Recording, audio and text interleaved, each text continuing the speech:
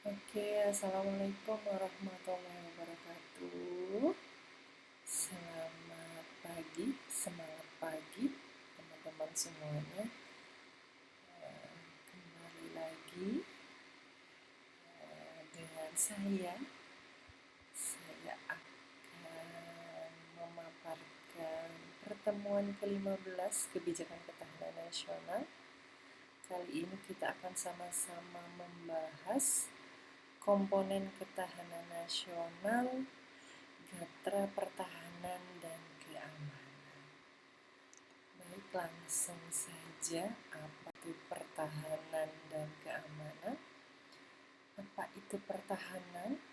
Yang pertama, segala usaha untuk mempertahankan kedaulatan negara, keutuhan wilayah NKRI, dan keselamatan segenap bangsa dari ancaman militer maupun non-militer. Jadi ini bentuk pertahanan kita ya, mempertahankan kedaulatan NKRI begitu ya. Kemudian apa itu keamanan?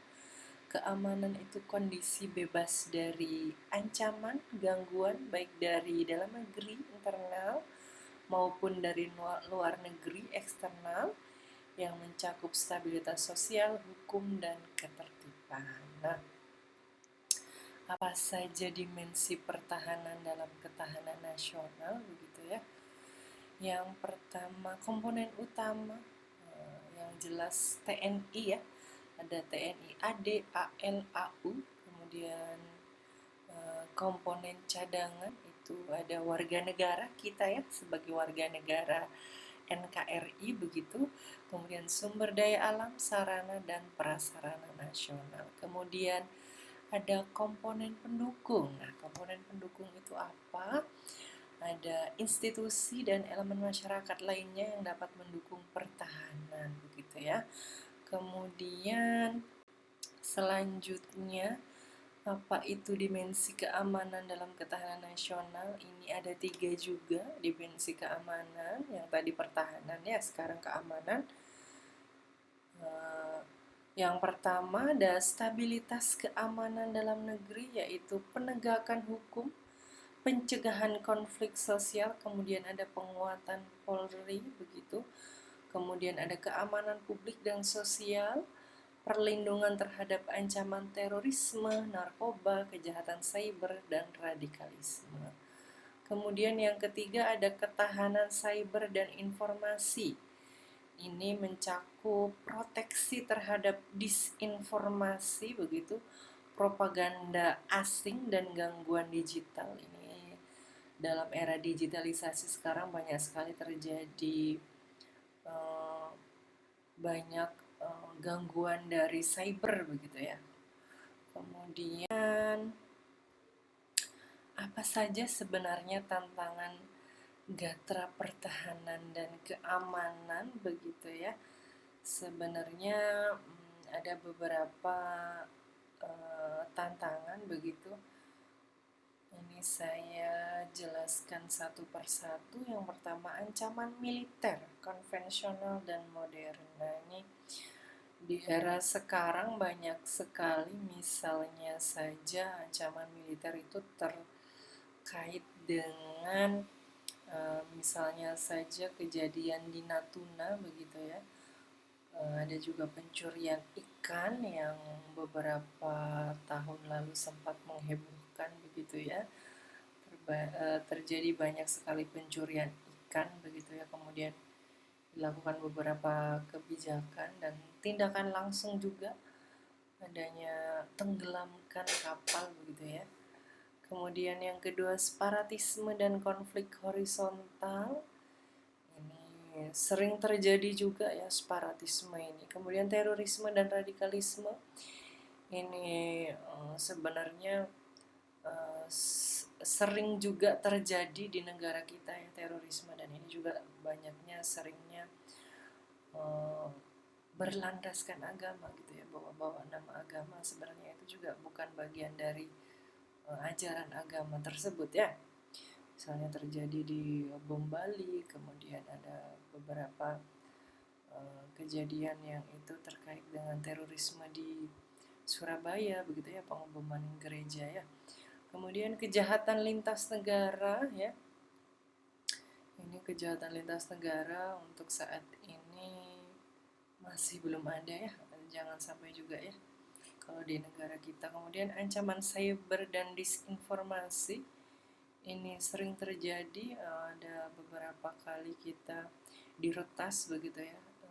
Data-data kita kemarin bahkan sempat menghilang begitu ya. Kemudian dualisme peran TNI dan Polri ini sedang ramai-ramainya begitu. Pengesahan undang-undang TNI yang kemarin baru saja terlaksana. Kemudian ada strategi. Nah, ini strategi penguatan negara pertahanan dan keamanan. Bagaimana strateginya? Yang pertama, membangun postur TNI yang profesional dan modern ya. Sebenarnya tidak hanya TNI ya, tapi Polri juga ya, karena bentuk postur banyak yang tidak proporsional begitu ya. Coba saja nanti kalian kalau melihat di sekitar kalian, kalau ada TNI atau Polri, banyak sekali yang tidak proporsional gitu. Proporsional sebenarnya ya, banyak yang tidak proporsional. Kemudian yang kedua, meningkatkan sinergi TNI Polri dalam keamanan nasional. Ini memang harus dilaksanakan agar saling melengkapi gitu ya dalam menjaga kedaulatan atau keamanan dari NKRI tercinta kita. Kemudian yang ketiga, menyusun kebijakan pertahanan berbasis geopolitik dan geostrategis ya. Ini penting sekali di era digitalisasi ini. Bahkan beberapa ancaman itu bukan hanya terjadi di militer tapi di non militer ya. Jadi menyusun kebijakan ini sangat diperlukan untuk mencegah adanya hal-hal yang tidak diinginkan. Kemudian yang keempat, menyiapkan masyarakat sebagai komponen cadangan ya. Kalau di luar negeri sudah ada beberapa wajib militer, kalau di negara kita masih belum. Jadi harusnya ada menyiapkan masyarakat untuk sebagai komponen cadangan. Kemudian meningkatkan literasi keamanan nasional dan bela negara ya, seperti diterapkan di PN Veteran Jawa Timur ya. Salah satu bentuk meningkatkan literasi ya, karena ada beberapa mata kuliah yang itu erat kaitannya dengan bela negara, yaitu salah satu upaya agar literasi sebagai masyarakat bagian dari warga negara begitu ya, lebih meningkatkan lagi pengetahuannya mengenai keamanan nasional dan bela negara. Kemudian apa peran masyarakat dan mahasiswa ya? Peran kita sebagai masyarakat dan Anda sebagai mahasiswa. Yang pertama, menjadi bagian dari pertahanan non-militer. Nah, ini penting sekali. Jadi kita sebagai sipil begitu ya, orang sipil harus menjadi bagian dari pertahanan non-militer begitu ya, karena kita tidak ikut di TNI ya.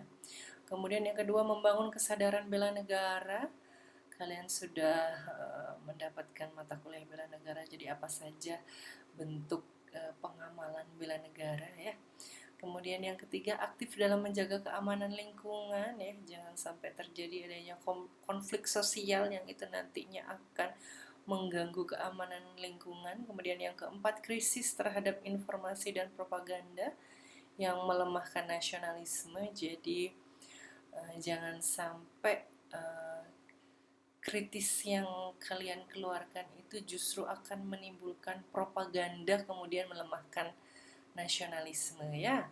Kemudian integrasi pertahanan dan keamanan di era modern apa saja? Yang pertama, ancaman bersifat hibrida, ini gabungan antara militer dan non-militer. Misalnya cyber war, propaganda atau konflik ideologis ya. Kemudian yang kedua, konsep total defense, ini keterpaduan pertahanan militer dan sipil sebagai sistem pertahanan semesta. Kemudian yang ketiga, transformasi Polri dan TNI, ini menyesuaikan peran sesuai amanat reformasi dan kebutuhan era digital ya. Kemudian studi kasus, ini strategi ketahanan, pertahanan dan keamanan di Indonesia. Ini contoh kebijakan nasional yang erat kaitannya dengan pertahanan dan keamanan di Indonesia. Ini ada beberapa kebijakan, ada RIPN, kemudian ada RANPE ya, ada penguatan Komcat dan Komduk, kemudian ada operasi militer selain perang ya MSP. Kemudian relevansinya apa? Ini implementasi nyata konsep pertahanan semesta dalam kebijakan negara. Kemudian refleksi strategis, ini peningkatan Gatra Hankam ke depan itu apa? Yang pertama, kesiapan teknologi pertahanan karena kita hidup di era digitalisasi ya, jadi perlu adanya kesiapan di teknologi. Kemudian edukasi publik soal keamanan, ini penting karena kita sebagai masyarakat sipil tentunya kita harus dibekali edukasi mendasar, pendidikan mendasar mengenai keamanan ya, bagaimana menjaga keamanan di lingkungan sekitar kita. Kemudian yang ketiga, integrasi pertahanan nasional dengan diplomasi dan kebijakan luar negeri. Nah, ini juga salah satu dari peningkatan Gatra Hankam ke depan ya. Kemudian kaitan langsung antara pertahanan dan keamanan dengan kebijakan itu apa? Ini ada 6. Yang pertama, penentuan prioritas anggaran negara ya. Jadi memprioritaskan khusus anggaran untuk keamanan ya. Jadi kebijakan pertahanan dan keamanan akan mempengaruhi alokasi APBN khususnya dalam pembiayaan alutsista ya. Jadi sempat kemarin juga mengajukan anggaran yang cukup besar itu gunanya untuk alat sebagai pertahanan dan keamanan kita. Kemudian pembentukan undang-undang dan regulasi ya. Jadi untuk menghindari adanya ketidakamanan begitu ya. Jadi agar kita merasa aman begitu sebagai warga NKRI, maka perlu adanya regulasi ya terkait pertahanan dan keamanan ini, baik dari terorisme, cyber, separatisme ya. Kemudian kebijakan luar negeri dan diplomasi pertahanan. Jadi ini ketegangan militer di kawasan misalnya Laut Cina Selatan di Natuna ya, mendorong pemerintah membuat kebijakan luar negeri yang memperkuat diplomasi pertahanan. Ini salah satu upaya juga meningkatkan pertahanan di kawasan terluar NKRI. Kemudian kebijakan dalam negeri dan stabilitas sosial ya. Kemudian ada pembangunan infrastruktur pertahanan, dan yang terakhir ketahanan cyber dan informasi. Nah, sekian penjelasan materi hari ini. Saya akan berikan tugas individu sebagai bentuk evaluasi dari perkuliahan kali ini. Ada 2 pertanyaan ya. Pertanyaan yang pertama, bagaimana kesiapan Indonesia dalam menghadapi ancaman non-tradisional seperti serangan cyber, penyebaran hoax ya, dan infiltrasi ideologi asing jika ditinjau dari kebijakan pertahanan dan keamanan nasional saat ini? Ini maksudnya ancaman non-militer ya, non-militer, jadi serangan cyber, penyebaran hoax, dan infiltrasi ideologi asing ya.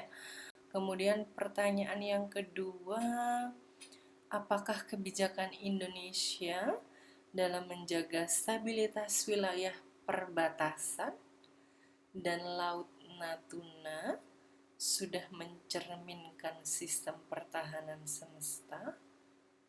Jelaskan dengan merujuk pada konsep Gatra pertahanan dan keamanan. 2 pertanyaan saja, silahkan dikerjakan ya. Saya harap kalian bisa mengerjakan dan saya bisa melihat kemampuan analisis kalian terhadap materi kali ini. Saya akhiri pertemuan hari ini, kurang lebihnya saya mohon maaf. Wassalamualaikum warahmatullahi wabarakatuh.